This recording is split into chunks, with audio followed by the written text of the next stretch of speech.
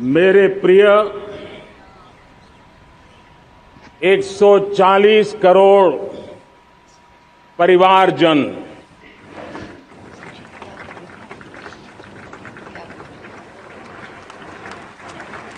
दुनिया का सबसे बड़ा लोकतंत्र और अब बहुत लोगों का अभिप्राय है कि जनसंख्या की दृष्टि से भी हम विश्व में नंबर 1 पर है। इतना बड़ा विशाल देश, 140 करोड़ देश के मेरे भाई बहन, मेरे परिवारजन आज आजादी का पर्व मना रहे हैं। मैं देश के कोटि कोटि जनों को, देश और दुनिया में भारत को प्यार करने वाले, भारत का सम्मान करने वाले, भारत का गौरव करने वाले कोटि कोटि जनों को आजादी के इस महान पवित्र पर्व की अनेक अनेक शुभकामनाएं देता हूं। मेरे प्यारे परिवारजन, पूज्य बापू के नेतृत्व में असहयोग का आंदोलन, सत्याग्रह की मूवमेंट और भगत सिंह, सुखदेव, राजगुरु जैसे अनगिनत वीरों का बलिदान, उस पीढ़ी में शायद ही कोई व्यक्ति होगा जिसने देश की आजादी में अपना योगदान न दिया हो। मैं आज देश की आजादी के जंग में जिन जिन ने योगदान दिया है, बलिदान दिए हैं, त्याग किया है, तपस्या की है, उन सबको आदरपूर्वक नमन करता हूं, उनका अभिनंदन करता हूं। आज 15 अगस्त महान क्रांतिकारी और अध्यात्म जीवन के ऋषितुल्य प्रणेता श्री अरबिंदो की 150वीं जयंती पूर्ण हो रही है। ये वर्ष स्वामी दयानंद सरस्वती के 150वीं जयंती का वर्ष है। ये वर्ष रानी दुर्गावती के 500वीं जन्मशती का बहुत ही पवित्र अवसर है, जो पूरा देश बड़े धामधूम से मनाने वाला है। ये वर्ष मीराबाई, भक्ति योग की सिरमौर मीराबाई के 525 वर्ष का भी ये पावन पर्व है। ये बार जो 26 जनवरी हम मनाएंगे, वो हमारे गणतंत्र दिवस की 75वीं वर्षगांठ होगी। अनेक प्रकार से अनेक अवसर, अनेक संभावनाएं राष्ट्र निर्माण में जुटे रहने के लिए पल पल नई प्रेरणा, पल पल नई चेतना, पल पल सपने, पल पल संकल्प, शायद इससे बड़ा कोई अवसर नहीं हो सकता। मेरे प्यारे परिवारजन,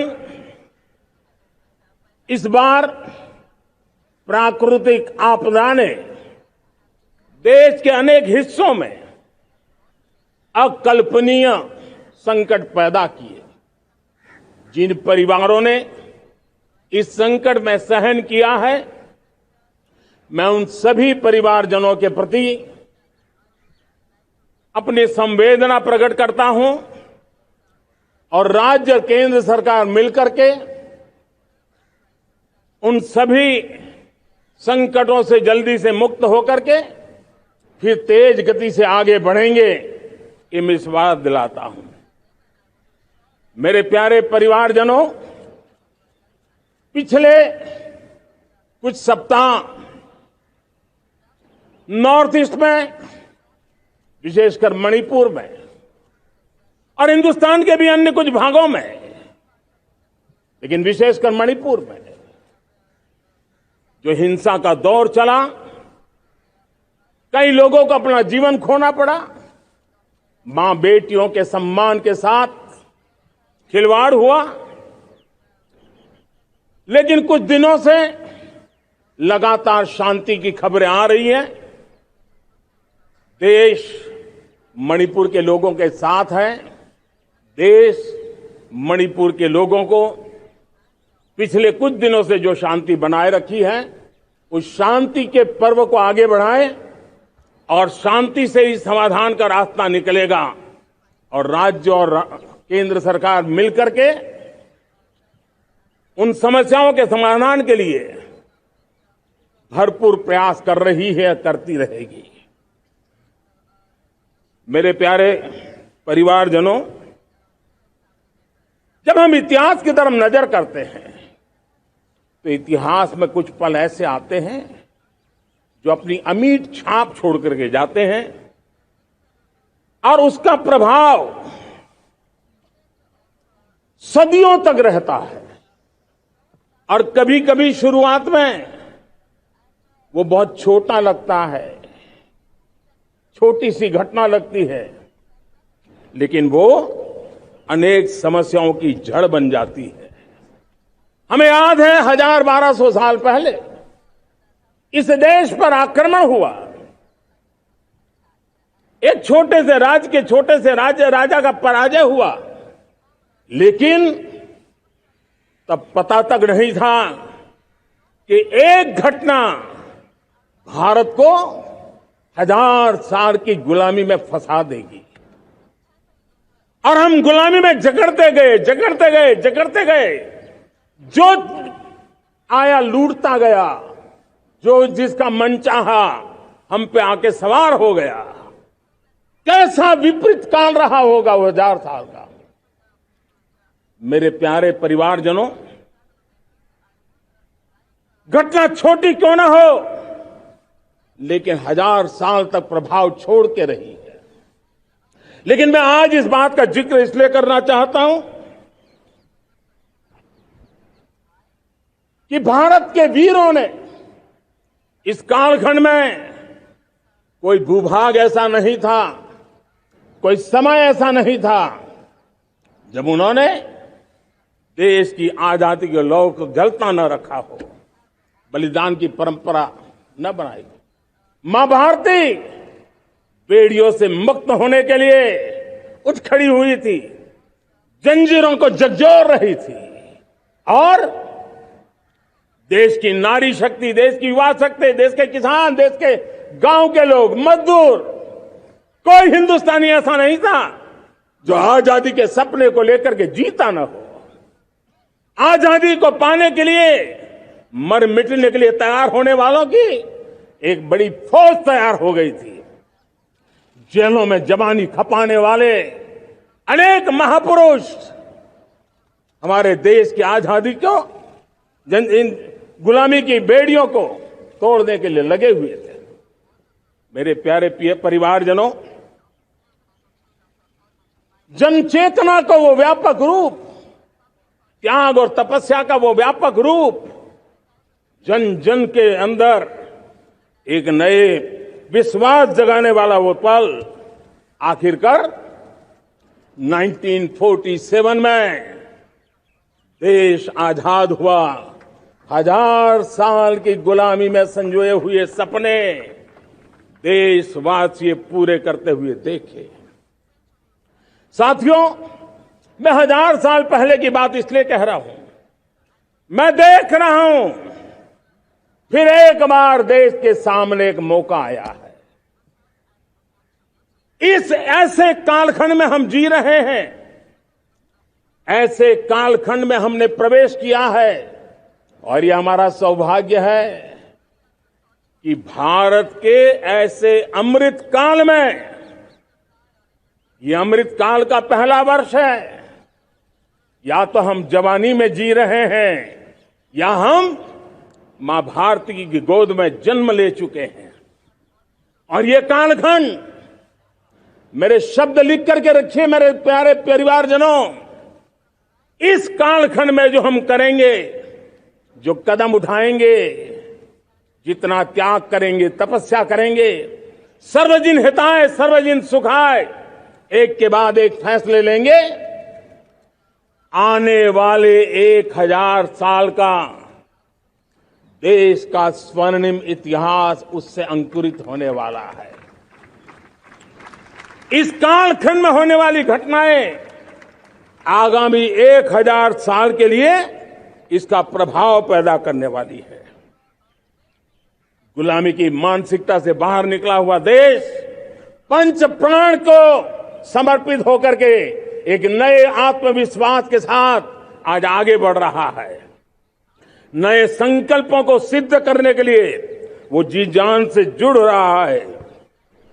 मेरी भारत माता, जो कभी ऊर्जा का सामर्थ्य था लेकिन राख के ढेर में दबी पड़ी थी, वो भारत मां 140 करोड़ देशवासियों के पुरुषार्थ है, उनकी चेतना से, उनकी ऊर्जा से फिर एक बार जागृत हो चुकी है।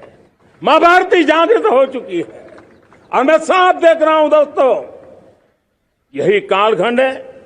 पिछले 9-10 साल हमने अनुभव किया है, विश्व भर में भारत की चेतना के प्रति, भारत के सामर्थ्य प्रति एक नया आकर्षण, नया विश्वास, नई आशा पैदा हुई है।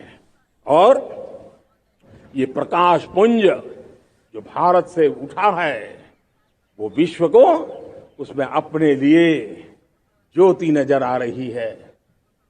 विश्व को एक नया विश्वास पैदा हो रहा है। हमारा सौभाग्य है, कुछ ऐसी चीजें हमारे पास हैं जो हमारे पूर्वजों ने हमें विरासत में दी है और वर्तमान कालखंड ने गढ़ी है। आज हमारे पास डेमोग्राफी है, आज हमारे पास डेमोक्रेसी है, आज हमारे पास डायवर्सिटी है। डेमोग्राफी, डेमोक्रेसी और डायवर्सिटी की ये त्रिवेणी भारत के हर सपने को साकार करने का सामर्थ्य रखती। आज पूरे विश्व में वहां देशों की उम्र ढल रही है, ढलाव पर है, तब भारत यौवन की तरफ ऊर्जावान होकर के बढ़ रहा है। कितने बड़े गौरव का कालखंड है कि आज 30 साल की कम आयु की जनसंख्या दुनिया में सर्वाधिक कहीं है तो ये मेरे भारत मां की गोद में है, ये मेरे देश में है। और 30 साल से कम उम्र की नौजवान हो मेरे देश के पास हो, कोटि कोटि भुजाएं हो, कोटि कोटि मस्तिष्क हो, कोटि कोटि सपने, कोटि कोटि संकल्प हो, तो भाइयों बहनों, मेरे प्रिय परिवारजनों, हम इच्छित परिणाम प्राप्त करके रह सकते हैं। मेरे प्यारे परिवारजनों, देश का भाग्य ऐसी घटनाएं बदल देती है, यह सामर्थ्य देश के भाग्य को बदल देता है। भारत 1000 साल की गुलामी और आने वाले 1000 साल के भव्य भारत के बीच में पड़ाव पर हम खड़े हैं, एक ऐसी संधि पर खड़े हैं। और इसलिए अब हमें न रुकना है, न दुविधा में जीना है। मेरे प्यारे प्रिय परिवारजनों, हमें खोई हुई उस विरासत का गर्व करते हुए, खोई हुई समृद्धि को प्राप्त करते हुए, हमें फिर एक बार, और ये बात मान के चले, हम जो भी करेंगे, हम जो भी कदम उठाएंगे, हम जो भी फैसला लेंगे, वो अगले 1000 साल तक अपनी दिशा निर्धारित करने वाला है, भारत के भाग्य को लिखने वाला है। मैं आज मेरे देश के नौजवानों को, मेरे देश की बेटे बेटियों को ये जरूर कहना चाहूंगा, जो सौभाग्य आज मेरे युवाओं को मिला है, ऐसा सौभाग्य शायद ही किसी के नसीब होता है जो आपके नसीब हुआ है। और इसलिए हमें ये गंवाना नहीं है। युवा शक्ति पर मेरा भरोसा है, युवा शक्ति में सामर्थ्य है, और हमारी नीतियां, हमारी रीतियां भी उस युवा सामर्थ्य को और बल देने के लिए है। आज मेरे युवाओं ने दुनिया में पहले 3 स्टार्टअप इकोसिस्टम में भारत को स्थान दिला दिया है। विश्व के युवाओं को अचंभा हो रहा है भारत के इस सामर्थ्य को लेकर के, भारत की इस ताकत को देख करके। आज दुनिया टेक्नोलॉजी ड्रिवन है और आने वाला युग टेक्नोलॉजी से प्रभावित रहने वाला है, और तब टेक्नोलॉजी में भारत की जो टैलेंट है उसकी एक नई भूमिका रहने वाली है। साथियों, मैं पिछले दिनों G20 समिट में बाली गया था, और बाली में दुनिया के समृद्ध देश, दुनिया के विकसित देश भी, उनके मुखिया मुझे भारत की डिजिटल इंडिया की सफलता के लिए बारीकियों से जानने के लिए इच्छुक थे। हर कोई इसका सवाल पूछता था, और जब मैं उनको कहता था कि भारत ने जो कमाल किया है ना, वो दिल्ली, मुंबई, चेन्नई तक सीमित नहीं है। भारत ने जो कमाल कर रहा है, मेरे टियर 2, टियर 3 सिटी के युवा भी आज मेरे देश का भाग्य गढ़ रहे हैं, छोटे छोटे स्थान के मेरे नौजवान। और मैं आज बड़े विश्वास से कहता हूं, देश का ये जो सामर्थ्य नया नजर आ रहा है, और इसलिए मैं कहता हूं, हमारे छोटे शहर आकार और आबादी में छोटे हो सकते हैं। ये हमारे छोटे छोटे शहर, हमारे कस्बे आकार और आबादी में छोटे हो सकते हैं, लेकिन आशा और आकांक्षा, प्रयास और प्रभाव वो किसी से कम नहीं है। वो सामर्थ्य उनके अंदर है। नए ऐप्स, नए सॉल्यूशन, टेक्नोलॉजी डिवाइस। अब खेलों की दुनिया देखिए, कौन बच्चे हैं? झुग्गी झोंपड़ी से निकले हुए बच्चे आज खेलों की दुनिया में पराक्रम दिखा रहे हैं। छोटे छोटे गांव के, छोटे छोटे कस्बे के नौजवान, हमारी बेटे बेटियां आज कमाल दिखा रही हैं। अब देखिए, मेरे देश की 100 जितनी स्कूल ऐसी हैं जहां के बच्चे सैटेलाइट बना करके सैटेलाइट छोड़ने की तैयारियां कर रही है। आज हजारों टिंकरिंग लैब नए वैज्ञानिकों का गर्भाधान कर रही है। आज हजारों टिंकरिंग लैब लाखों बच्चों को साइंस और टेक्नोलॉजी की राह पर आगे बढ़ने के लिए प्रेरणा दे रही है।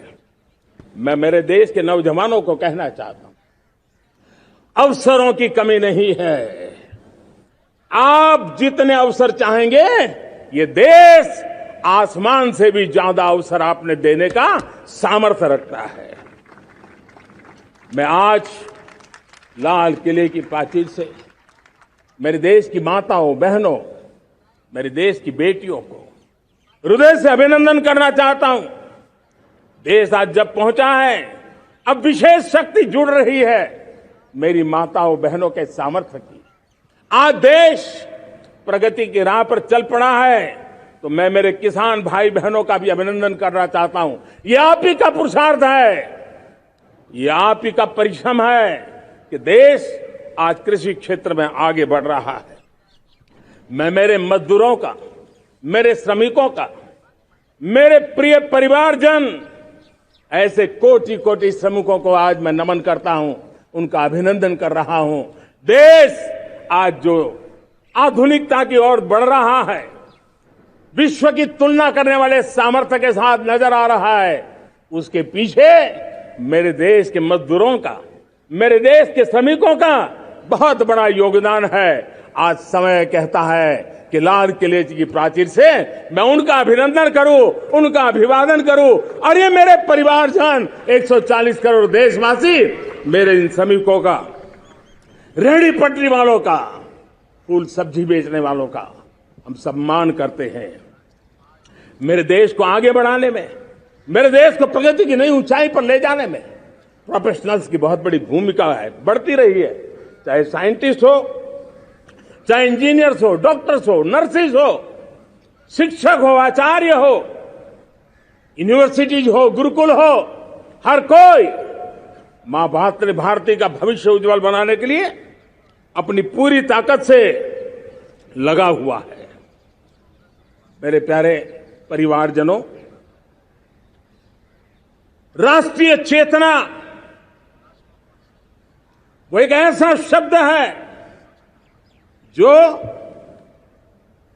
हमें चिंताओं से मुक्त कर रहा है, और आज वो राष्ट्रीय चेतना ये सिद्ध कर रही है कि भारत का सबसे बड़ा सामर्थ्य बना है भरोसा, भारत का सबसे बड़ा सामर्थ्य बना है विश्वास। जन जन में हमारा विश्वास, जन जन का सरकार पर विश्वास, जन जन का देश के उज्जवल भविष्य पर विश्वास, और विश्व का भी भारत के प्रति विश्वास। ये विश्वास हमारी नीतियों का है, हमारी रीति का है। भारत के उज्जवल भविष्य को जिस निर्धारित मजबूत कदमों से हम आगे बढ़ा रहे हैं, उसका है। भाइयों बहनों, मेरे प्यारे परिवारजनों, ये बात निश्चित है कि भारत का सामर्थ्य और भारत की संभावनाएं विश्वास की नई बुलंदियों को पार करने वाली है, और ये विश्वास की नई बुलंदियां नए सामर्थ्यों को लेकर के चलनी चल रही है। आज देश में G20 समिट के मेहमान नवाजी का भारत को अवसर मिला है। अब पिछले एक साल से हिंदुस्तान के हर कोने में जिस प्रकार से G20 के अनेक ऐसे आयोजन हुए, अनेक कार्यक्रम हुए हैं, उसने देश के सामान्य मानवी के सामर्थ्य को विश्व को परिचित करा दिया है, भारत की विविधता का परिचय कराया है, भारत की डायवर्सिटी को दुनिया अचंभे से देख रही है, और उसके कारण भारत के तरफ आकर्षण बढ़ा है, भारत को जानने की, समझने की इच्छा जगी है। उसी प्रकार से आप देखिए एक्सपोर्ट, आज भारत का एक्सपोर्ट के तेजी से बढ़ रहा है, और मैं कहना चाहता हूं दुनिया के एक्सपर्ट्स इन सारे मानदंडों के आधार पर कह रहे हैं कि अब भारत रुकने वाला नहीं है। दुनिया की कोई भी रेटिंग एजेंसी होगी वो भारत का गौरव कर रही है। कोरोना काल के बाद दुनिया एक नए सिरे से सोचने लगी, और मैं विश्वास से देख रहा हूं कि जिस प्रकार से द्वितीय महायुद्ध के बाद, द्वितीय विश्व युद्ध के बाद दुनिया ने एक नया वर्ल्ड ऑर्डर आकार लिया था, मैं साफ साफ देख रहा हूं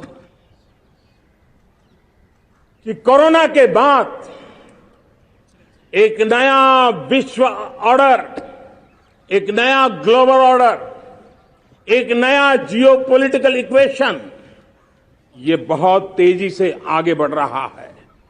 जियोपॉलिटिकल इक्वेशन की सारे व्याख्याएं बदल रही है, परिभाषाएं बदल रही है, और मेरे प्यारे परिवारजनों, आप गौरव करेंगे। बदलते हुए विश्व को शेप देने में आज मेरे 140 करोड़ देशवासियों, आपका सामर्थ्य नजर आ रहा है। आप निर्णायक मोड़ पर खड़े हैं। और कोरोना काल में भारत ने जिस प्रकार से देश को आगे बढ़ाया, दुनिया ने हमारे सामर्थ्य को देखा है। जब दुनिया की सप्लाई चेन तहस नहस हो गई थी, बड़ी बड़ी अर्थव्यवस्थाओं पर दबाव था, उस समय भी हमने कहा था हमें विश्व का विकास देखना है तो मानव केंद्रीय होना चाहिए, मानवीय संवेदनाओं से भरा हुआ होना चाहिए, और तब जाकर के समस्याओं का सही समाधान निकालेंगे। और कोविड ने हमें सिखाया है या हमें मजबूर किया है, लेकिन मानवीय संवेदनाओं को छोड़ करके हम विश्व का कल्याण नहीं कर सकते। आज भारत ग्लोबल साउथ की आवाज बन रहा है। भारत की समृद्ध विरासत आज दुनिया के लिए एक अवसर बन रहा है। Global economy, global supply chain, इसमें भारत की हिस्सेदारी,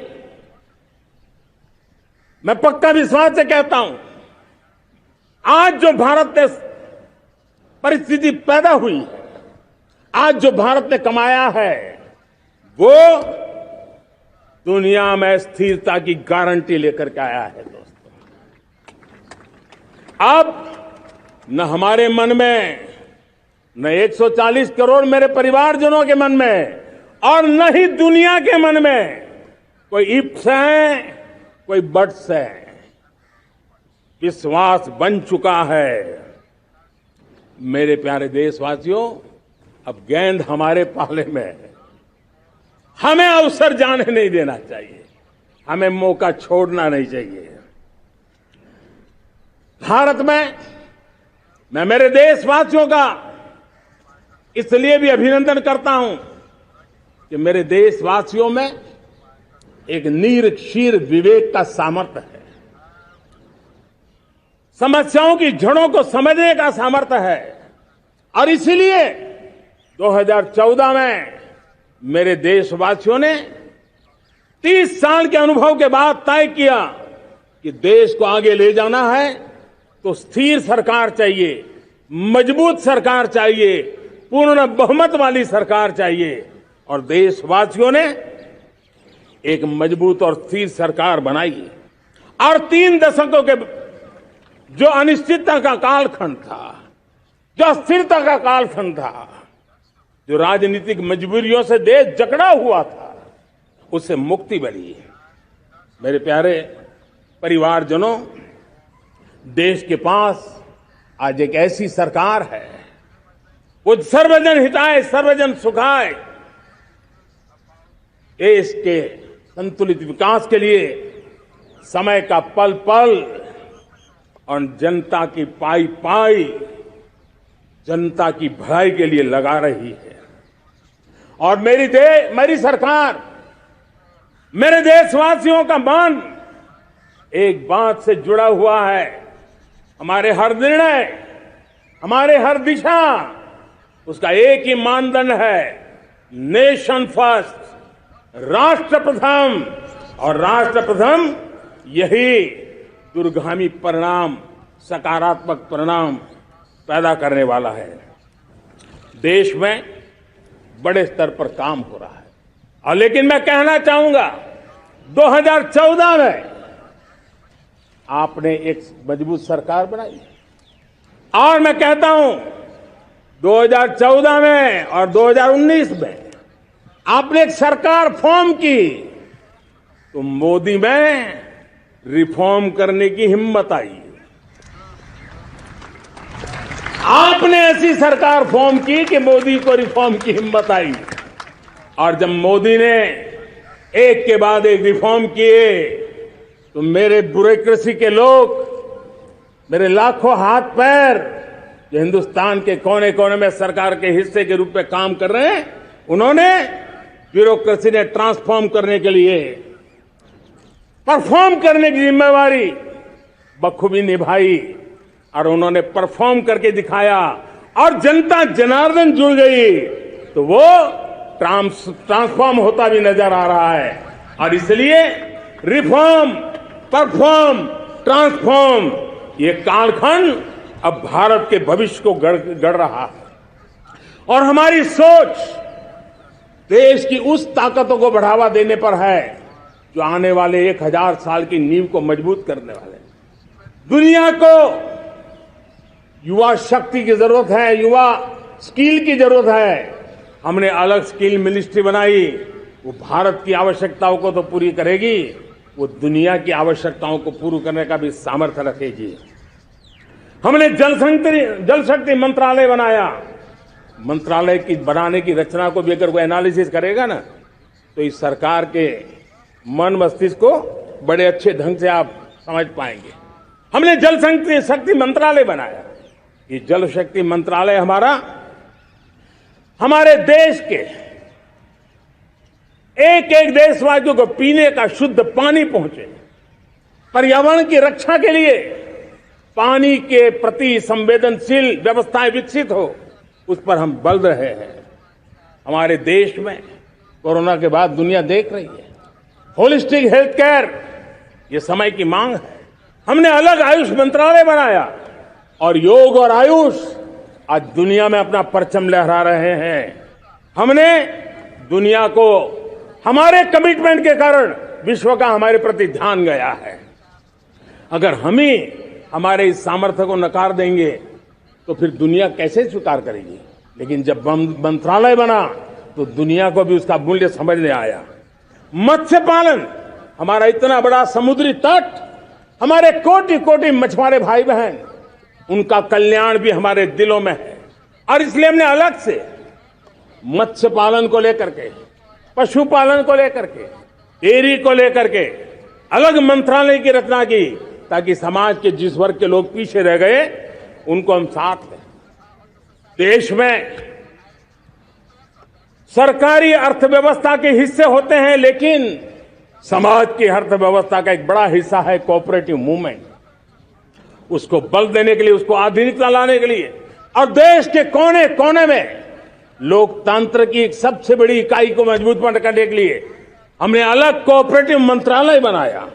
और वो हमारी सहकारी संस्थाएं उसका जाल बिछा रहा है, ताकि गरीब से गरीब की वहां सुनवाई हो, उसकी आवश्यकताओं की पूर्ति हो, और वो भी राष्ट्र की विकास की योगदान में एक छोटी इकाई का हिस्सा बनकर के उसमें वो योगदान दे रखें। हमने सहकार से समृद्धि का रास्ता अपनाया है। मेरे प्यारे परिवारजनों, जब हम लोग 14 में आए थे तो हम वैश्विक अर्थव्यवस्था में 10वें नंबर पर थे, और आज 140 करोड़ देशवासियों का पुरुषार्थ रंग लाया है कि हम विश्व की अर्थव्यवस्था में 5वें नंबर पर पहुंच चुके हैं।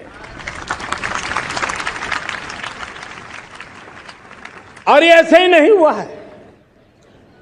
जो एक भ्रष्टाचार का राक्षस देश को दबोचे हुए थे, लाखों करोड़ के घोटाले अर्थव्यवस्था को डामाडोल कर रहे थे, गवर्नेंस फ्रेजाइल फाइल में देश की पहचान होने लगी थी, लीकेजेस को हमने बंद किया, मजबूत अर्थव्यवस्था बनाई। हमने गरीब कल्याण के लिए ज्यादा से ज्यादा धन खर्चने का प्रयास किया। और आज मैं देशवासियों को बताना चाहता हूं कि जब देश आर्थिक रूप से समृद्ध होता है तो सिर्फ तिजोरी नहीं बढ़ती है, देश का सामर्थ्य बढ़ता है, देशवासियों का सामर्थ्य बढ़ता है। और तिजोरी का पाई पाई अगर ईमानदारी से जनता जनार्दन के लिए खर्च करने का संकल्प लेने वाली सरकार हो तो परिणाम के साथ है। मैं 10 साल का हिसाब तिरंगे की साक्षी में लाल किले की प्राचीर से मेरे देशवासियों को दे रहा हूं।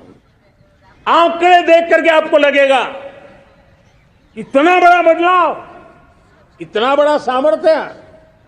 10 साल पहले राज्यों को 30 लाख करोड़ रुपए भारत सरकार की तरफ से जाते थे। पिछले 9 साल में यह आंकड़ा 100 लाख करोड़ पर पहुंचा है। पहले स्थानीय निकाय के विकास के लिए भारत सरकार के खजाने से 70,000 करोड़ रुपया जाता था। आज वो 3 लाख करोड़ से भी ज्यादा जा रहा है। पहले गरीबों के घर बनाने के लिए 90,000 करोड़ रुपया खर्च होता था। आज वो 4 गुना होकर के 4 लाख करोड़ से भी ज्यादा खर्च गरीबों के घर बनाने के लिए हो रहा है। पहले गरीबों को यूरिया सस्ता मिले, जो यूरिया की बैग दुनिया के कुछ बाजारों में 3,000 में बिकती है, वो यूरिया की बैग मेरे किसानों को 300 में मिले। और इसलिए देश की सरकार 10 लाख करोड़ रुपया मेरे किसानों की यूरिया में सब्सिडी दे रहा है। मुद्रा योजना 20 लाख करोड़ रुपए, उससे भी ज्यादा मेरे देश के नौजवानों को स्वरोजगार के लिए, अपने व्यवसाय के लिए, अपने कारोबार के लिए दिए हैं। 8 करोड़ लोगों ने नया कारोबार शुरू किया है। और 8 करोड़ लोगों ने कारोबार शुरू किया है तो नहीं, हर कारोबारी ने एक या दो लोगों को रोजगार दिया है। 8 से 10 करोड़ नए लोगों को रोजगार देने का सामर्थ्य ये मुद्रा योजना से लाभ लेने वाले 8 करोड़ नागरिकों का रहा है। एमएसएमई को करीब 3.5 लाख करोड़ रुपए की मदद से कोरोना के संकट में भी उनको डूबने नहीं दिया, मरने नहीं दिया, उनको एक ताकत दी है। 1 रैंक 1 पेंशन मेरे देश के सेना के जवानों का एक सम्मान का विषय था। 70,000 करोड़ रुपया भारत की तिजोरी से आज पहुंचा है, मेरे निवृत्त सेना के नायकों के जेब में, उनके परिवार में पहुंचा है। सभी कैटेगरी में, मैंने तो कुछ ही गिनाए, मैं ज्यादा समय लेना नहीं चाहता। हर कैटेगरी में पहले की तुलना में अनेक गुना धन देश के विकास के लिए, कोने कोने में रोजगार पैदा करने के लिए, पाई पाई का उपयोग भारत का भाग्य बदलने के लिए हो, और इसलिए हमने काम किया है।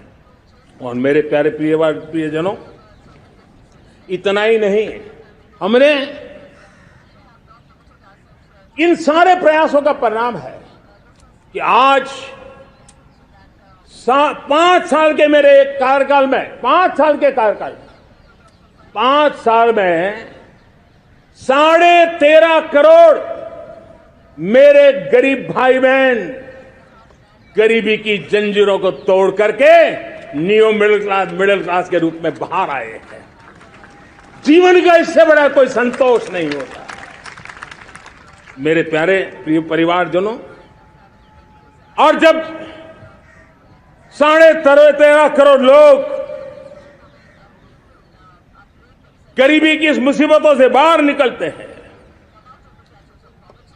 तो कैसी कैसी योजनाएं उनको मदद दी है। उनको आवास योजना का लाभ मिलना, पीएम स्वनिधि से 50,000 करोड़ रुपया रेहड़ी पटरी वालों तक पहुंचाया है।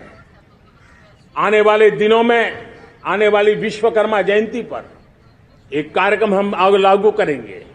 इस विश्वकर्मा जयंती पर हम करीब 13-15 हजार करोड़ रुपया से, जो परंपरागत कौशल्य से रहने वाले लोग, जो औजार से और अपने हाथ से काम करने वाला वर्ग है, ज्यादातर ओबीसी समुदाय से, हमारे सुथार हो, हमारे सोनार हो, हमारे राजमिस्त्री हो, हमारे कपड़े धोने वाले काम करने वाले लोग हो, हमारे बाल काटने वाले भाई बहन परिवार हो, ऐसे लोगों को एक नई ताकत देने के लिए हम आने वाले महीने में विश्वकर्मा जयंती पर विश्वकर्मा योजना लॉन्च करेंगे और करीब 13-15 हजार करोड़ से उसका प्रारंभ करेंगे। हमने पीएम किसान सम्मान निधि में 2.5 लाख करोड़ रुपया सीधा मेरे देश के किसानों के खाते में जमा किया है। हमने जल जीवन मिशन, हर घर में शुद्ध पानी पहुंचे, 2 लाख करोड़ रुपया खर्च किया है। हमने आयुष्मान भारत योजना, ताकि गरीब को बीमारी के कारण अस्पताल जाने से जो मुसीबत होती थी उसको मुक्ति दिलाना, उसको दवाई मिले, उसका उपचार हो, ऑपरेशन हो, अच्छे से अच्छी हॉस्पिटल में हो। आयुष्मान भारत योजना के तहत 70,000 करोड़ रुपए हमने लगाए हैं। पशुधन, देश ने कोरोना वैक्सीन की बात तो देश को याद है, 40,000 करोड़ रुपए लगाए, वो तो याद है। लेकिन आपको जानकर के खुशी होगी, हमने पशुधन को बचाने के लिए करीब करीब 15,000 करोड़ रुपया पशुधन के टीकाकरण के लिए लगाया है। मेरे प्यारे देशवासियों, मेरे प्यारे परिवारजनों, जन औषधि केंद्रों ने देश के सीनियर सिटीजन्स को, देश के मध्यम वर्गीय परिवार को एक नई ताकत दी है। जिस संयुक्त परिवार में अगर किसी को एक डायबिटीज जैसा हो जाए, 2-3 हजार रुपया दवाई का बिल स्वाभाविक हो जाता है। हमने जन औषधि केंद्र से जो दवाई बाजार में 100 रुपए में मिलती है, वो 10 रुपया, 15 रुपया, 20 रुपए में दी।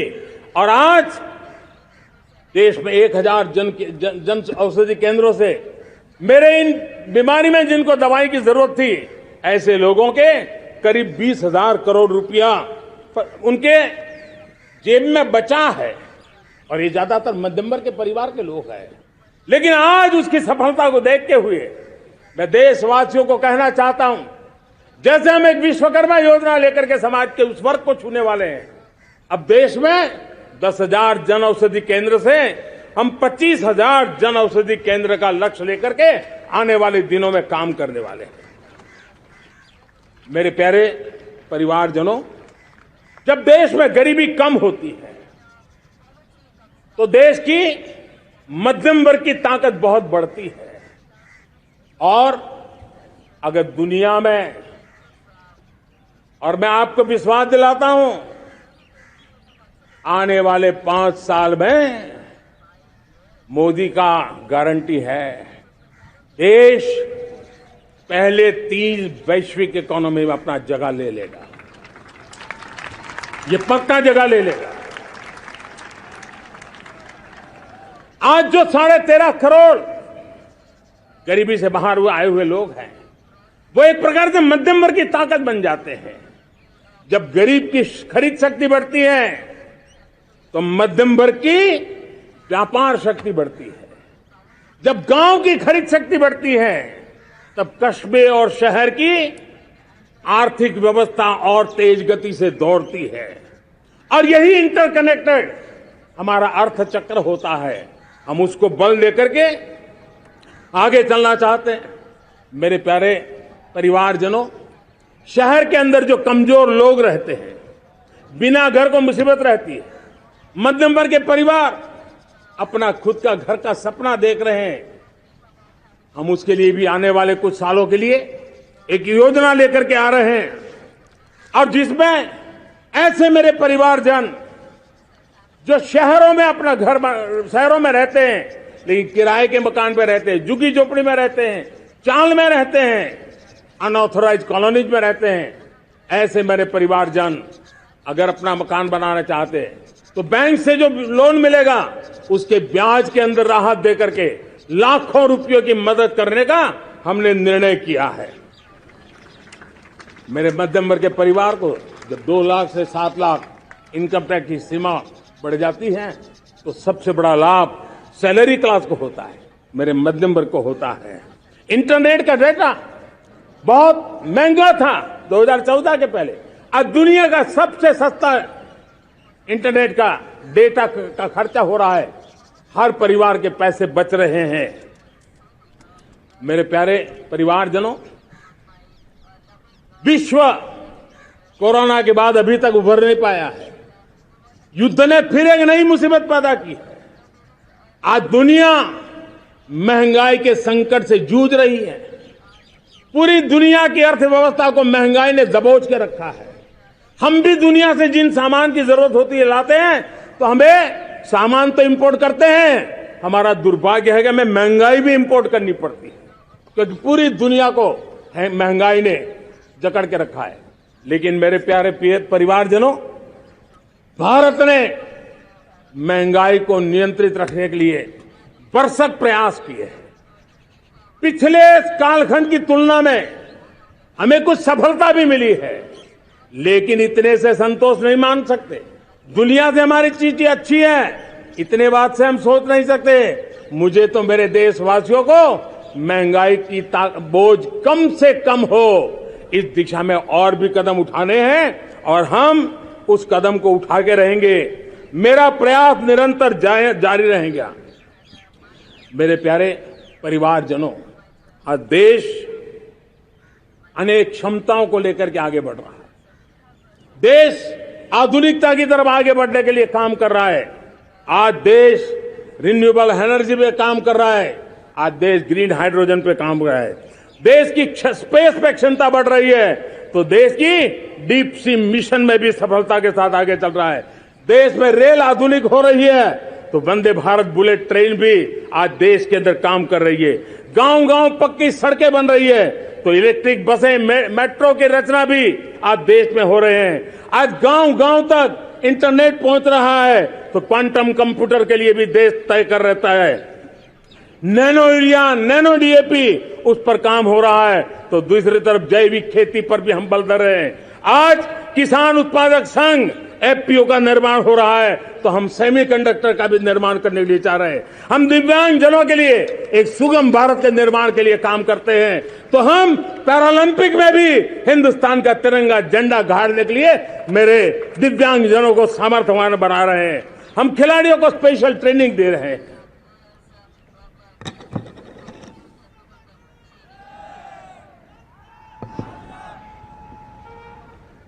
आज भारत पुरानी सोच, पुराने ढर्रे को छोड़ करके लक्ष्यों को तय करके लक्ष्यों को प्राप्त करने की राह से चल रहा है।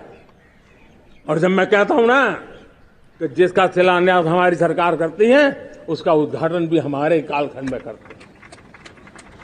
इन दिनों जो मैं शिलान्यास कर रहा हूं ना, आप लिख के रखिए, उसके उद्घाटन भी आप सबने मेरे नसीब में ही छोड़े हुए हैं।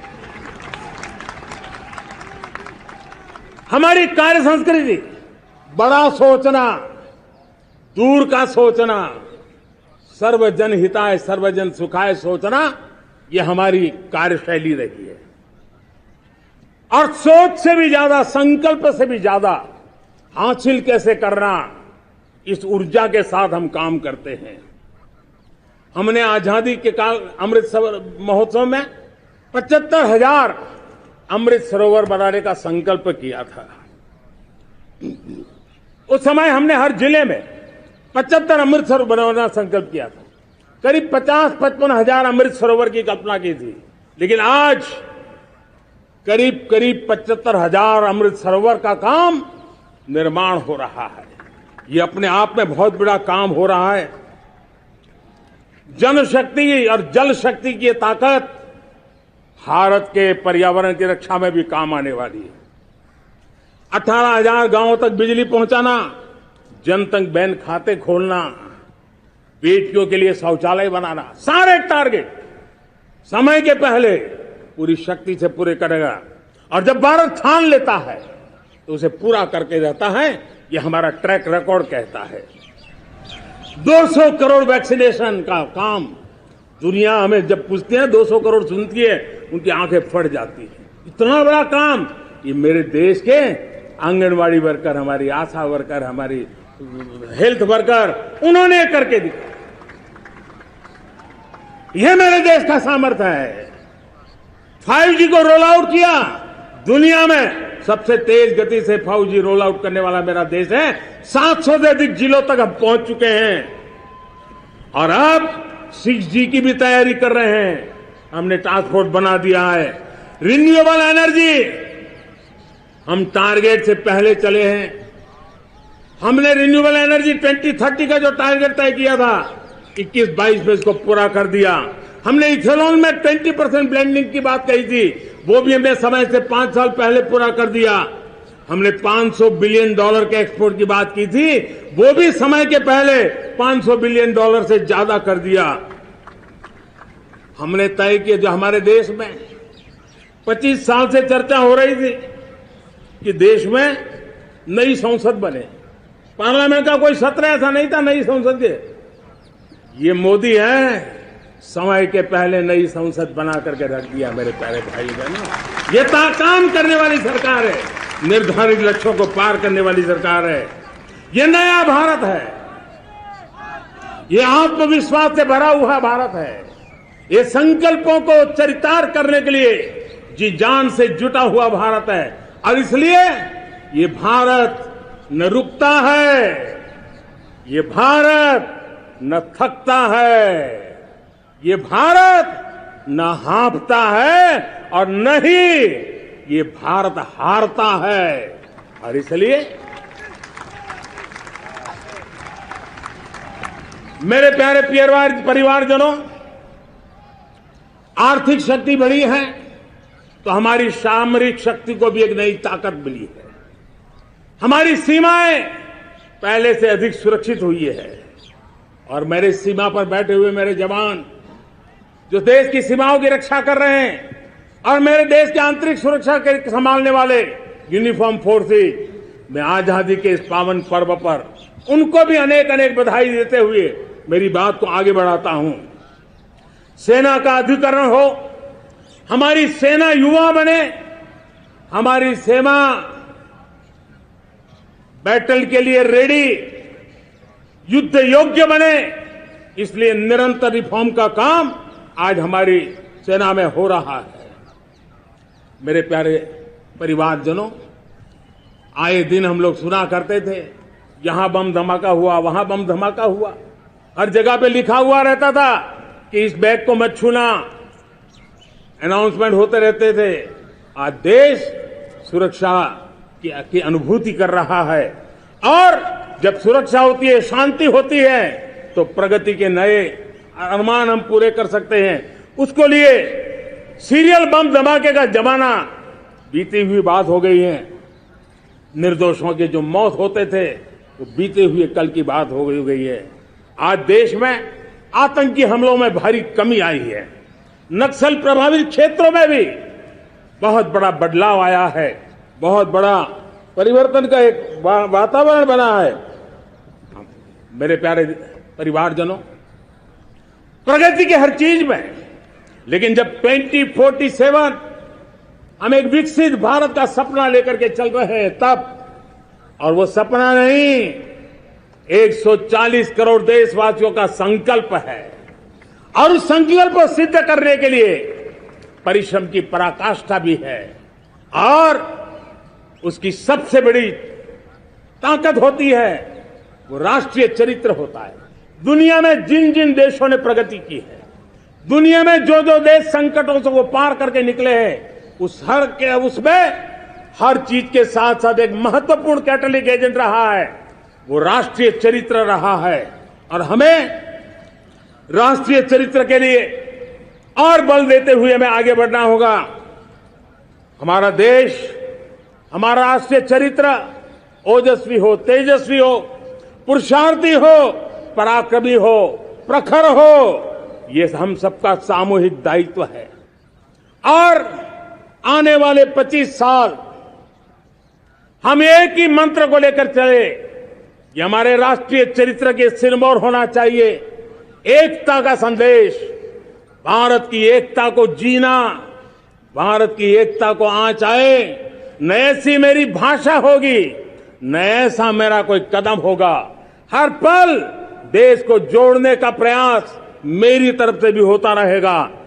भारत की एकता हमें सामर्थ्य देती है। उत्तर हो, दक्षिण हो, पूर्व हो, पश्चिम हो, गांव हो, शहर हो, पुरुष हो, नारी हो, हम सब ने एकता के भाव के साथ और विविधता भरे देश में एकता का सामर्थ्य होता है। और दूसरी महत्व की बात मैं देख रहा हूं, अगर 2047 में हमें हमारे देश को विकसित भारत के रूप में देखना है तो हमें श्रेष्ठ भारत के मंत्र को जीना होगा, हमें चरितार्थ करना होगा। अब हमारे प्रोडक्शन में, मैंने 2014 में कहा था जीरो डिफेक्ट, जीरो इफेक्ट। दुनिया के किसी भी टेबल पर मेक इन इंडिया चीज हो तो दुनिया को विश्वास होना चाहिए, इससे बेहतर दुनिया में कुछ नहीं हो सकता है। ये अल्टीमेट होगा। हमारी हर चीज, हमारी सर्विसेज होगी तो श्रेष्ठ होगी, हमारे शब्द की ताकत होगी तो श्रेष्ठ होगी, हमारी संस्थाएं होगी तो श्रेष्ठ होगी, हमारी निर्णय प्रक्रियाएं होगी तो श्रेष्ठ होगी। ये श्रेष्ठता का भाव लेकर के हमें चलना होगा। तीसरी बात है, देश में आगे बढ़ाने के लिए एक अतिरिक्त शक्ति का सामर्थ्य भारत को आगे ले जाने वाला है, और वो है विमेन लेड डेवलपमेंट। आज भारत गर्व से कह सकता है कि दुनिया में नागरिक उड्डयन में अगर किसी एक देश में सबसे ज्यादा विमेन पायलट है तो मेरे देश में है। आज चंद्रयान की गति हो, मून मिशन की बात हो, मेरी विमेन साइंटिस्ट उसका नेतृत्व कर रहे हैं। आज विमेन सेल्फ हेल्प ग्रुप हो, मेरी 2 करोड़ लखपति दीदी का लक्ष्य लेकर के आज विमेन सेल्फ हेल्प ग्रुप पे हम काम कर रहे हैं। हमारी नारी शक्ति के सामर्थ्य को बढ़ावा देते हुए विमेन लेड डेवलपमेंट के, और जब G20 में मैंने विमेन लेड डेवलपमेंट के विषय को आगे बढ़ाया है तो पूरा G20 समूह इसके महत्व को स्वीकार कर रहा है, और उसके महत्व को स्वीकार कर करके वो उसको बहुत बल दे रहे हैं। उसी प्रकार से भारत विविधताओं से भरा देश है। असंतुलित विकास के हम शिकार रहे हैं। मेरा पराया का के कारण हमारे देश के कुछ हिस्से उसके शिकार रहे हैं। अब हमें रीजनल एस्पिरेशंस को, संतुलित विकास को बल देना है, और रीजनल एस्पिरेशंस को लेकर के उस भावना को हमें सम्मान देते हुए, जैसे हमारी भारत मां का कोई, हमारा शरीर का कोई अंग अगर अविकसित रहे तो हमारा शरीर विकसित नहीं माना जाएगा। हमारा शरीर का कोई अंग दुर्बल रहे तो हमारा शरीर स्वस्थ नहीं माना जाएगा। वैसे ही मेरी भारत माता, उसका कोई एक भूभाग भी, समाज का कोई तबका भी अगर दुर्बल रहे तो मेरी भारत माता समर्थ है, स्वस्थ है, ऐसा बैठ करके हम नहीं बैठ सकते। और इसलिए रीजनल एस्पिरेशंस को हमने एड्रेस करने की आवश्यकता है, और इसलिए हम समाज का सर्वांगीण विकास हो, सर्वस्पर्शी विकास हो, भूभाग के हर क्षेत्र को उसकी अपनी ताकत को खिलने का अवसर मिले, उस दिशा में आगे बढ़ना चाहते हैं। मेरे प्यारे परिवारजनों, भारत एक मदर ऑफ डेमोक्रेसी है। भारत मॉडल ऑफ डायवर्सिटी भी है। भाषाएं अनेक हैं, बोलियां अनेक हैं, परिधान अनेक है, विविधताएं बहुत है। हमने उन सारे लोगों को आधार पर आगे बढ़ना है। मेरे प्यारे परिवारजनों, देश के जब मैं एकता की बात करता हूं, तब अगर घटना मणिपुर में होती है तो पीड़ा महाराष्ट्र में होती है। अगर बाढ़ आसाम में आती है तो बेचैन केरला हो जाता है। हिंदुस्तान के किसी भी हिस्से में कुछ भी हो, हम एक अंगांगी भाव की अनुभूति करते हैं। मेरे देश की बेटियों पर जुल्म न हो, यह हमारा सामाजिक भी दायित्व है, यह हमारा पारिवारिक दायित्व भी है, और ये देश के नाते हम सबका दायित्व है। आज जब अफगानिस्तान से गुरु ग्रंथ साहब के स्वरूप को लाते हैं तो पूरा देश गौरव की अनुभूति करता है। जब आज दुनिया के किसी देश में कोविड के काल में मेरा कोई सिख भाई लंगर लगाता है, भूखों को खिलाता है, और दुनिया में वाहवाही होती है, तो हिंदुस्तान का सीना चौड़ा हो जाता है।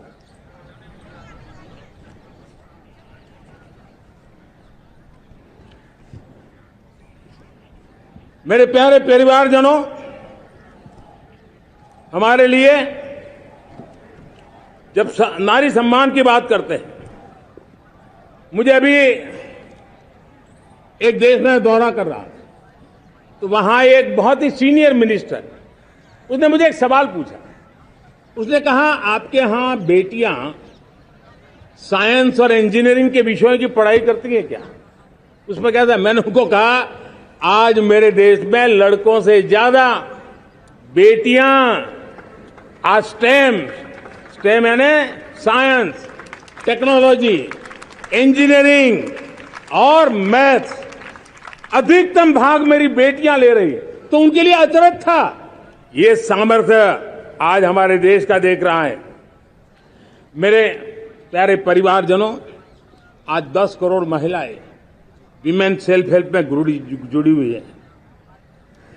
और विमेन सेल्फ हेल्प ग्रुप के साथ आप गांव में जाएंगे तो आपको बैंक वाली दीदी मिलेगी, आपको आंगनवाड़ी वाली दीदी मिलेगी, आपको दवाई देने वाली दीदी मिलेगी। और अब मेरा सपना है 2 करोड़ लखपति दीदी बनाने का, गांव में 2 करोड़ लखपति दीदी।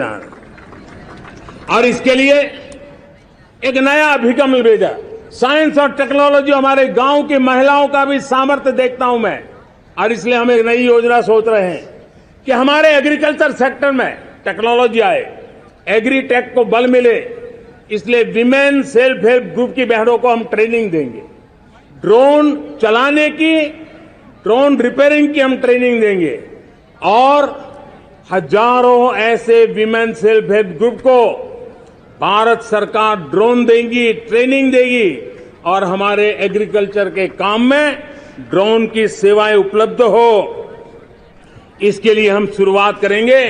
प्रारंभ हम 15,000 विमेन सेल्फ हेल्प ग्रुप के द्वारा ये ड्रोन की उड़ान का हम आरंभ कर रहे हैं। मुझे विश्वास है कि इसके कारण हमारे परिवारजनों का, मेरे प्यारे परिवारजनों, आज देश आधुनिकता की तरफ बढ़ रहा है। हाईवे हो, रेलवे हो, एयरवे हो, आईवेज हो, इंफॉर्मेशन वेज, वाटरवेज हो, कोई क्षेत्र ऐसा नहीं है जिस क्षेत्र को आगे बढ़ाने की दिशा में आज देश काम न करता हो। पिछले 9 वर्ष में तटीय क्षेत्रों में हमने, आदिवासी क्षेत्र में, हमारे पहाड़ी क्षेत्र में विकास को बहुत बढ़ दिया है। हमने पर्वतमाला, भारतमाला ऐसी योजनाओं के द्वारा समाज के उस वर्ग को हमने बल दिया है। हमने गैस की पाइपलाइन से हमारे पूर्वी भारत को जोड़ने का काम किया है। हमने अस्पतालों की संख्या बढ़ाई है, हमने डॉक्टर की सीटें बढ़ाई है ताकि हमारे बच्चे डॉक्टर बनने का सपना पूरा कर सके।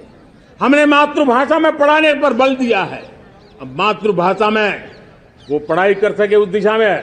और मैं भारत के सुप्रीम कोर्ट का भी धन्यवाद करता हूं कि भारत की सुप्रीम कोर्ट ने कहा है कि आप जो जजमेंट देंगे उसका जो ऑपरेटिव पार्ट होगा वो जो अदालत में आया है उसकी भाषा में उसको उपलब्ध होगा। मातृभाषा का महात्म्य आज बढ़ रहा है। मेरे प्यारे भाई परिवारजनों, आज तक हमारे देश के जो बॉर्डर विलेज हैं, हमने वाइब्रेंट बॉर्डर विलेज का एक कार्यक्रम शुरू किया है।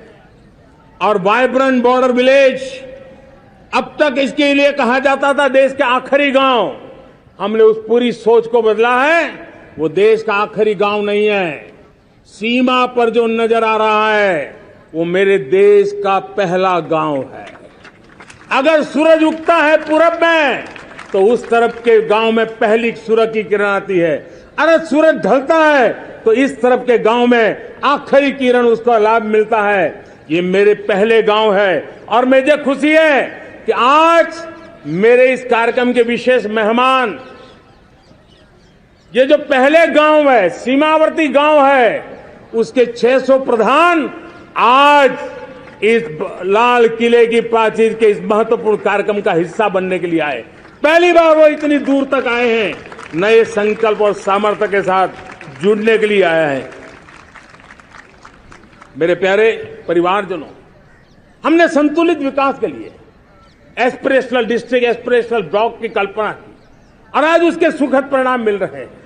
आज राज्य के जो नॉर्मल पैरामीटर्स हैं, जो एस्पिरेशनल डिस्ट्रिक्ट कभी बहुत पीछे थे, वो आज राज्य में भी अच्छा करने लग गए हैं। और मुझे विश्वास है कि आने वाले दिनों में ये हमारे आकांक्षी जिले, हमारे आकांक्षी बॉल अवश्य आगे बढ़ेंगे।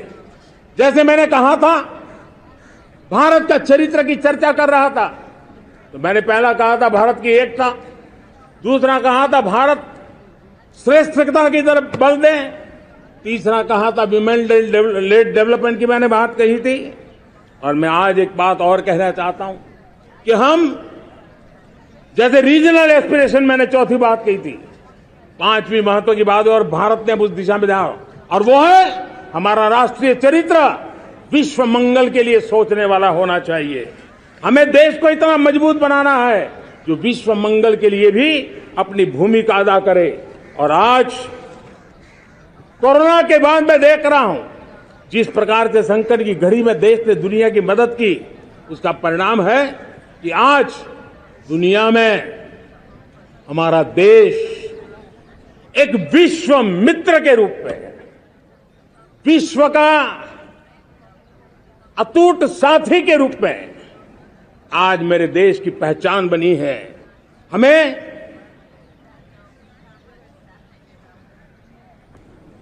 जब विश्व मंगल की बात करते हैं तब भारत का मूलभूत विचार है, उस विचार को हम आगे बढ़ाने लोग हैं।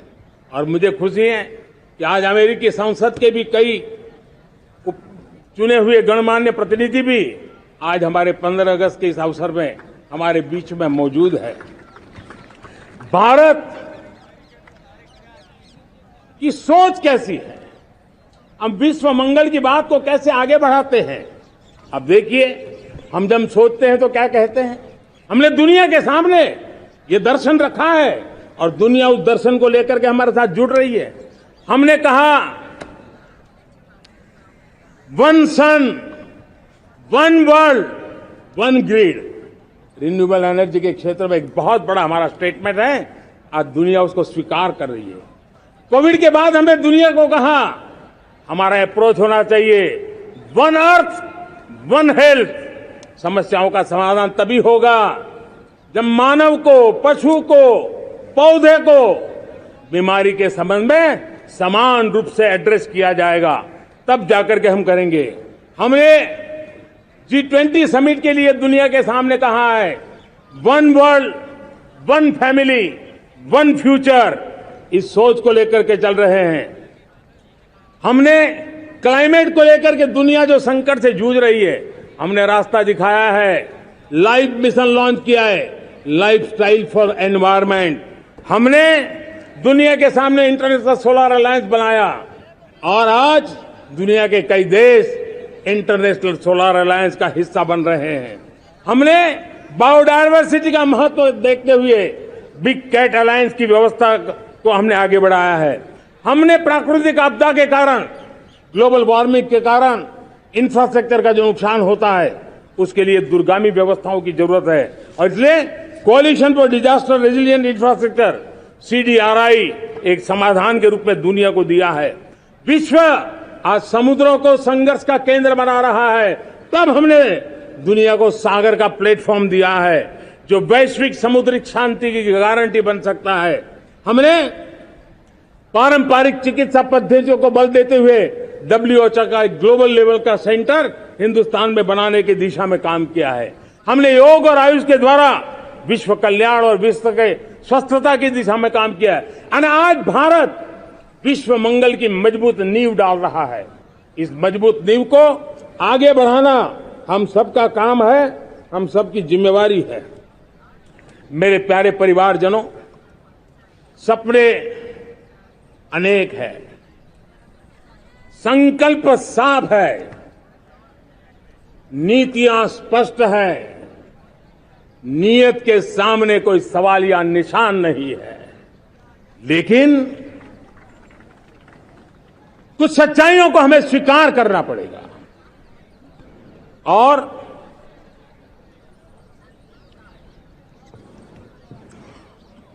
उसके समाधान के लिए मेरे प्रिय परिवारजनों, मैं आज लाल किले से आपकी मदद मांगने आया हूं। मैं लाल किले से आपके आशीर्वाद मांगने आया हूं, क्योंकि पिछले सालों मैंने देश को जो समझा है, देश की आवश्यकताओं को जो मैंने परखा है, और अनुभव के आधार पर मैं कह रहा हूं कि आज गंभीरतापूर्वक उन चीजों को हमें लेना होगा। आजादी के अमृतकाल में 2047 में जब देश आजादी के 100 साल मनाएगा, उस समय दुनिया में भारत का तिरंगा झंडा विकसित भारत का तिरंगा झंडा होना चाहिए।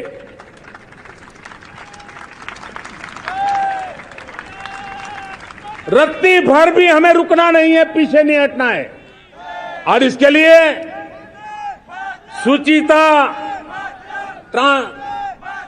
पारदर्शिता और निष्पक्षता, ये पहली मजबूती की जरूरत है।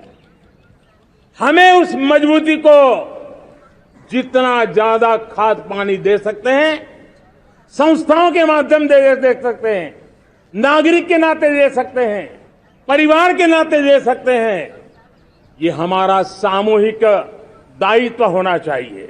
और इसलिए पिछले 75 साल का इतिहास देखिए, भारत के सामर्थ्य में कोई कमी नहीं थी। अरे जो देश कभी सोना की चिड़िया कहा जाता था, वो देश क्यों न फिर से उस सामर्थ्य को लेकर के खड़ा हो सकता है। मेरा अटूट विश्वास है साथियों, मेरे प्रिय परिवारजनों, मेरा अखंड अटूट एक निष्ठ विश्वास है कि 2047 में जब देश आजादी के 100 साल मनाएगा, मेरा देश विकसित भारत बन के रहेगा। और ये मैं मेरे देश के सामर्थ्य के आधार पर कह रहा हूं, मेरे उपलब्ध संसाधनों के आधार पर कह रहा हूं, और सबसे ज्यादा 30 से कम आयु वाली मेरी युवा शक्ति के भरोसे कह रहा हूं, मेरी माताओं बहनों के सामर्थ्य के भरोसे कह रहा हूं। लेकिन उसके सामने अगर कोई रुकावट है, कुछ विकृतियां पिछले 75 साल में ऐसे घर कर गई है, हमारी समाज व्यवस्था का ऐसा हिस्सा बन गई है कि कभी कभी तो हम आंख भी बंद कर देते हैं। अब आंख बंद करने का समय नहीं है। अगर सपनों को सिद्ध करना है, संकल्प को पार करना है, तो हमें ये आंख मिचौली बंद करके, आंख में आंख मिला करके 3 बुराइयों से लड़ना बहुत समय की मांग है। हमारे देश की सारी समस्याओं की जड़ में भ्रष्टाचार ने दिमक की तरह देश की सारी व्यवस्थाओं को, देश के सामर्थ्य को पूरी तरह नोच लिया है। भ्रष्टाचार से मुक्ति, भ्रष्टाचार के खिलाफ जंग हर इकाई में, हर क्षेत्र में। और मैं देशवासियों, मेरे प्रिय परिवारजनों, ये मोदी के जीवन का कमिटमेंट है। ये मेरे अपने व्यक्तित्व का एक कमिटमेंट है कि मैं भ्रष्टाचार के खिलाफ लड़ाई लड़ता रहूंगा। दूसरा, हमारे देश को नोच लिया है परिवारवाद ने। इस परिवारवाद ने देश को जिस प्रकार से जकड़ के रखा है, उसने देश के लोगों का हक छीना है। और तीसरी बुराई तुष्टीकरण की है। ये तुष्टीकरण में भी देश के मूलभूत चिंतन को, देश के सर्व समावेशक हमारे राष्ट्रीय चरित्र को दाग लगा दिए हैं, तहस नहस कर दिया है इन लोगों ने। और इसलिए मेरे प्यारे देशवासियों, इसलिए मेरे प्यारे परिवारजनों, हमें इन 3 बुराइयों के खिलाफ पूरे सामर्थ्य के साथ लड़ना है। भ्रष्टाचार, परिवारवाद, तुष्टीकरण, ये चुनौतियां हमारे, ये ऐसी चीजें पनपी है जो हमारे देश के लोगों का जो आकांक्षा है उसका दमन करती है। हमारे देश के कुछ लोगों के पास जो छोटा मोटा सामर्थ्य है उसका शोषण करती है।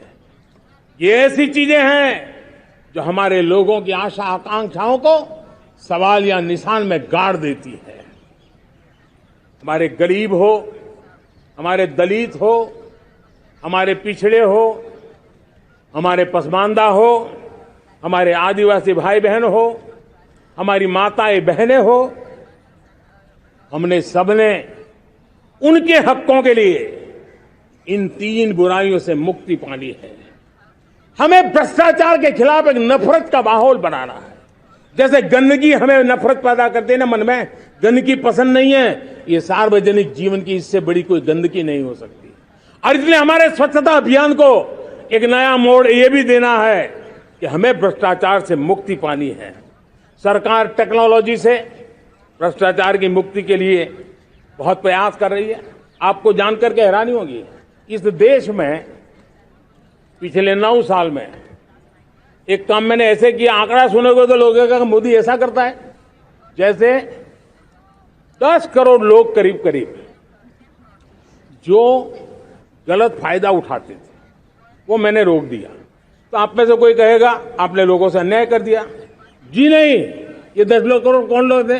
ये 10 करोड़ वो लोग थे जिनका जन्म ही नहीं हुआ था और उनके नाम पर उनके विडो हो जाते थे, वो वृद्ध हो जाते थे, वो दिव्यांग हो जाते थे, फायदे लिए जाते थे। 10 करोड़ ऐसे बेनामी जो चीजें चलती थी उसको रोकने का पवित्र काम, भ्रष्टाचारियों की संपत्ति जो हमने जब्त की है ना, वो पहले की तुलना में 20 गुना ज्यादा की है। मेरे प्यारे परिवारजनों, ये आपकी कमाई का पैसा लोग लेकर के भागे थे, 20 गुना ज्यादा संपत्ति को जब्त करने का। और इसलिए लोगों की मेरे प्रति नाराजगी होना बहुत स्वाभाविक है, लेकिन मुझे भ्रष्टाचार के खिलाफ की लड़ाई को आगे बढ़ाना है। हमारे सरकारी व्यवस्था ने पहले कैमरा के सामने तो कुछ हो जाता था, लेकिन बाद में चीजें अटक जाती थी। हमने पहले की तुलना में कई गुना ज्यादा अदालत में चार्जशीट की है और अब जमानतें भी नहीं मिलती हैं। वैसी पक्की व्यवस्था को लेकर के हम आगे बढ़ रहे हैं, क्योंकि हम ईमानदारी से भ्रष्टाचार के खिलाफ लड़ रहे हैं। आज परिवारवाद और तुष्टीकरण, इसने देश का बहुत बड़ा दुर्भाग्य किया है। अब लोकतंत्र में ये कैसे हो सकता है कि पॉलिटिकल पार्टी, और मैं विशेष बल दे रहा हूं पॉलिटिकल पार्टी, आज मेरे देश के लोकतंत्र में एक ऐसी विकृति आई है जो कभी भारत के लोकतंत्र को मजबूती नहीं दे सकती। और वो क्या है बीमारी? परिवारवादी पार्टियां। और उनका तो मंत्र क्या है? Party of the family, by the family and for the family. इनका तो जीवन मंत्र यही है कि उनकी पॉलिटिकल पार्टी, उनका राजनीतिक दल परिवार का, परिवार के द्वारा और परिवार के लिए, परिवारवाद और भाई भतीजावाद प्रतिभाओं के दुश्मन होते हैं, योग्यता को नकारते हैं, सामर्थ्य को स्वीकार नहीं करते हैं। और इसलिए परिवारवाद इस देश के लोकतंत्र की मजबूती के लिए उसकी मुक्ति जरूरी है। सर्वजन हिताय सर्वजन सुखाय, हर किसी को हक मिले इसलिए, और सामाजिक न्याय के लिए भी ये बहुत। उसी प्रकार से तुष्टीकरण ने सामाजिक न्याय का सबसे बड़ा नुकसान किया। अगर सामाजिक न्याय को तबाह किसने किया है तो ये तुष्टीकरण की सोच, तुष्टीकरण की राजनीति, तुष्टीकरण का सरकारी योजनाओं का तरीका, इसने सामाजिक न्याय को मौत के घाट उतार दिया है। और इसलिए हमें तुष्टीकरण, भ्रष्टाचार, ये विकास का सबसे बड़ा दुश्मन है।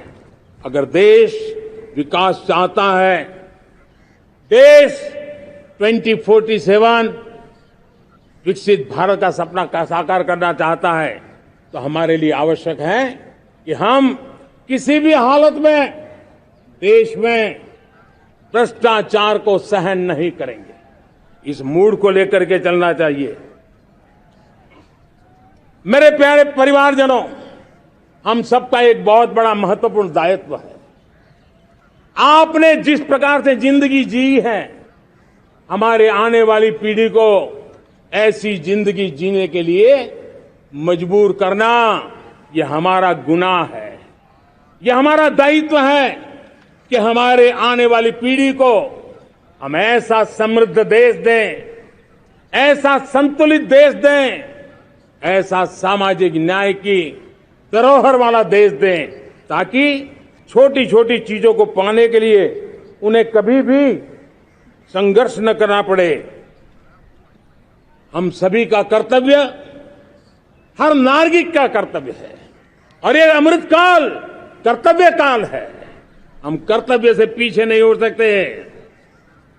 हमें वो भारत बनाना है जो पूज्य बापू के सपनों का था। हमें वो भारत बनाना है जो हमारे स्वतंत्र सेनानियों का सपना था।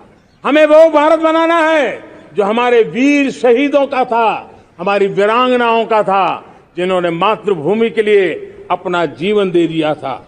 मेरे प्यारे परिवारजनों, मैं जब 2014 में आपके पास आया था, तब 2014 में मैं परिवर्तन का वादा लेकर के आया था।